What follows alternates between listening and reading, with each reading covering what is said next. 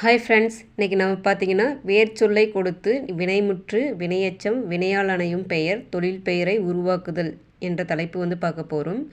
First ஒன்று பார்த்தீங்கன்னா வேர்ச்சொல் வந்து நம்ம எப்படி பிரிக்கலான்னு பார்க்கலாம். ஒரு சொல்லை பிரிக்கும் பொழுது எது பகுபதமாக இருக்கிறதோ அதுவே வேர்ச்சொல் ஆகும். இப்போ பார்த்திங்கன்னா எடுத்துக்காட்டு பார்த்திங்கன்னா நடந்தான் என்ற ஒரு வார்த்தை இருக்குது.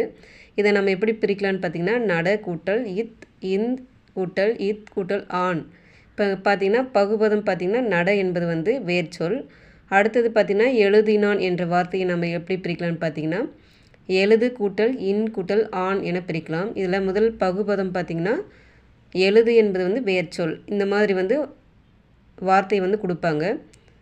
அடுத்தது பார்த்திங்கன்னா வினைமுற்று. இந்த வினைமுற்று நம்ம எப்படி கண்டுபிடிக்கலான்னு பார்க்கலாம். தொழிலையும் காலத்தையும் உணர்த்த வேண்டும். பால் காட்டும் விகுதியோடு சொல் முற்று பெற்றிருக்க வேண்டும் அப்படின்னு சொல்லியிருக்காங்க.